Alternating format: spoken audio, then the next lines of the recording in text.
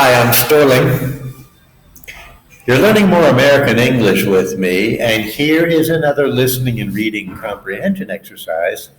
I'm going to talk about some of my own hobby interests with subtitles. To me, of course, the stuff I did when I was younger was super interesting, and I'm rather proud of all the unusual technical hobbies I've had in the past. However, some people are not at all interested in hearing about my strange interests. Many people know nothing about bicycles, cars, or motorcycles, and don't care about all these subjects and might really be bored by these topics. If so, so be it. On the other hand, I find the sports that the average person is interested in to be completely and totally boring. In my family, almost all of our sports activities had to do with wheels, not balls. None of our sports or activities had to do with balls of any type. On the other hand, I also feel like balls of a different type are required to do some of the things that we did.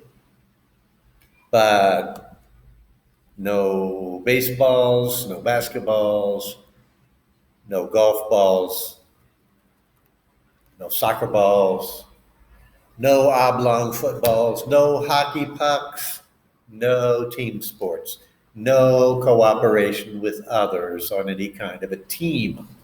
All of our sports were individually competition oriented, not team oriented. I had a great time doing these things. They brought me a lot of personal satisfaction. And so I hope that you might enjoy yourself hearing about this as you improve your English listening skills. So, bicycles and bicycle competition in the 1960s and early 70s. The first unusual activity that we were involved in as kids was bicycle competition. Today, nobody would think of bicycle racing as an unusual sport, but in the United States, in the 50s and 60s, bicycles were generally children's toys. My father became involved in a bicycle touring and road racing club right after the Second World War, when bicycle road racing was a European sport. Americans were not at all familiar with the concept of bicycle racing. My dad had a bicycle that he converted into a competition road racing bike. And in fact, I still have the frame of that bike. It was originally a board track racing bike. A Schwinn Paramount was the model, manufactured around 1938. It originally had rims made of wood, wheel rims made of wood. I still have the original front wheel with the wooden rim. I have no idea what happened to the rest of the original equipment. I remember the original wooden rimmed wheel being in the basement of our house when I was still a child. The technology of clusters of gears that could be shifted by directing the chain onto a larger or smaller gear on the cluster by means of a guiding device called a derailleur was in its infancy. These first shiftable bicycles used a cluster of only three gears and a cable operated derailleur. And these were products that only serious competition bicycle riders would use.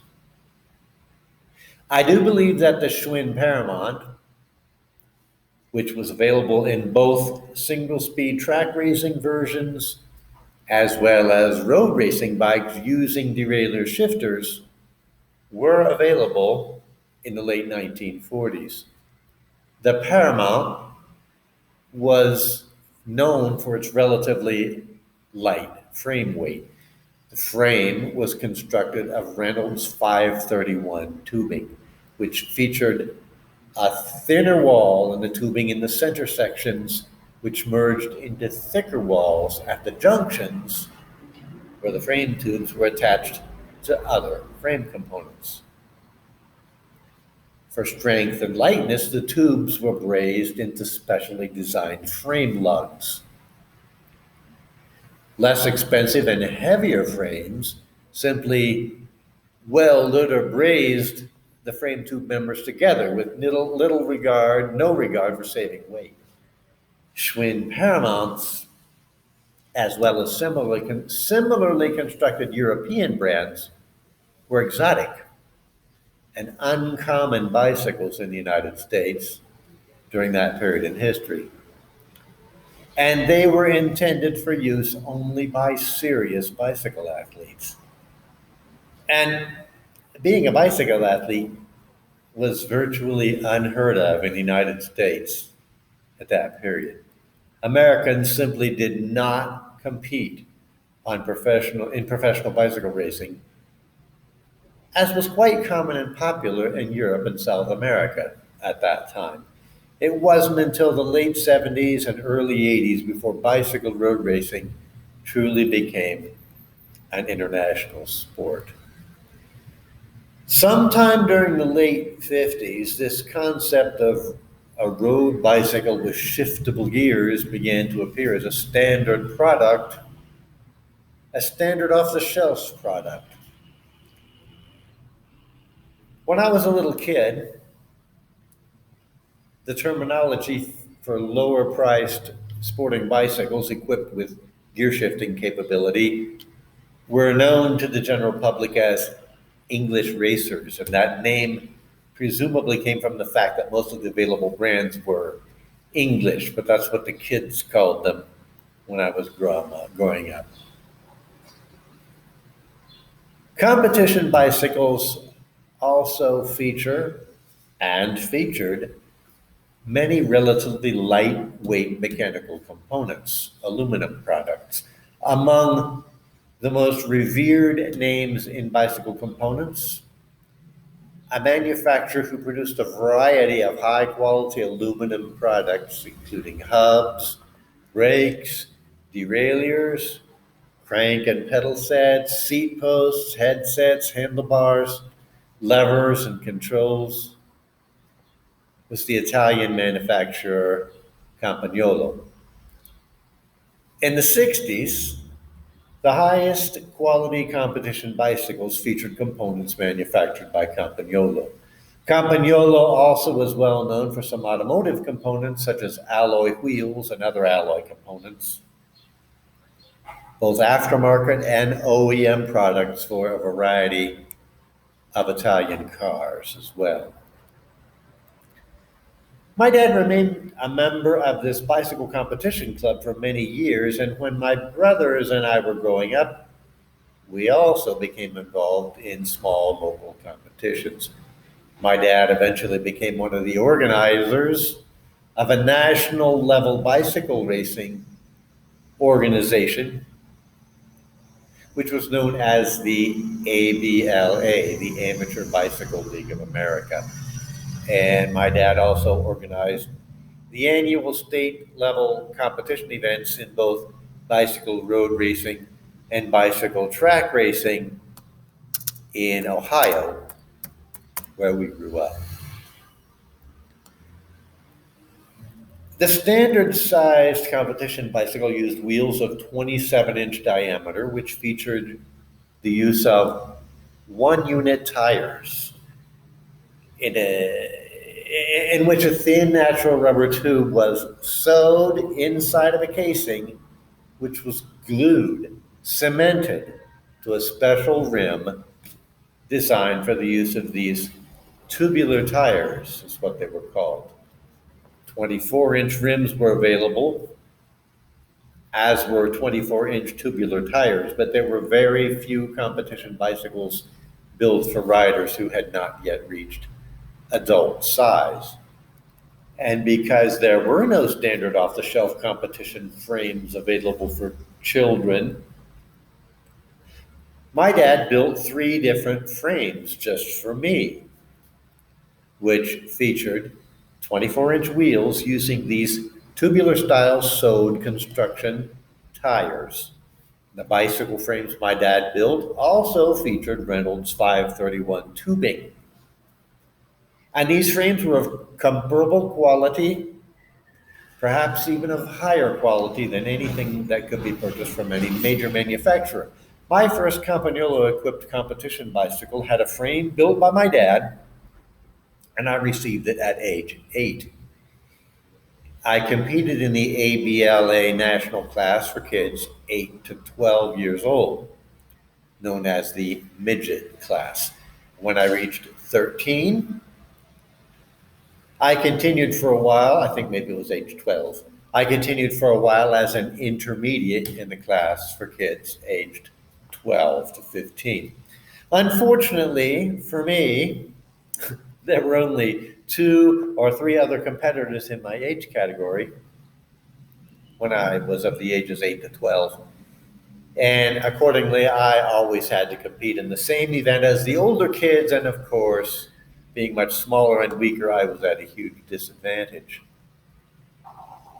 Dad also built adult-sized frames for my 2 older brothers, which used the standard 27-inch wheels.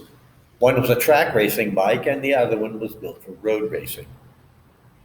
My next older brother, Larry, 5 years my senior, was equally interested in racing bicycles as well as touring. We didn't actually have a true banked bicycle track built specially for bicycles. And as a substitute, we rented a quarter-mile banked oval track that was built for small race cars. It was not quite as good as an actual bicycle track, but it was all we had. The banking was too shallow, and the track was about 2 times longer than a standard bicycle track, maybe longer than that. One other thing I remember fondly was that when we went to races, we always transported our bicycles to events in my dad's Volkswagen Combi. The last one we owned was a 1964 model with a 1500 engine. The Combi could be the subject of another entire set of stories. That was one of our weird sports, all of which had to do with my dad's general interest in mechanical things, because Dad also did a lot of modifications to race cars and spent a number of years being heavily involved in sports car racing. And as a consequence of my dad's interests, once again, some 10 years later, my bicycle racing interests transformed into motorcycle racing interests. And I was active with that for around 10 years. And following that, I messed around with racing 2 different cars in amateur automobile racing clubs as well. But those will be subjects for future videos for more vocabulary building. I didn't really design any particular kind of English grammar into this text. It's mostly just a practice exercise for reading, listening, and building vocabulary. And I hope you might be interested to hear some information about sports activities that not every person gets involved with. And I hope you liked it. And I'll see you in the next video. Thanks for listening. Bye. Until soon.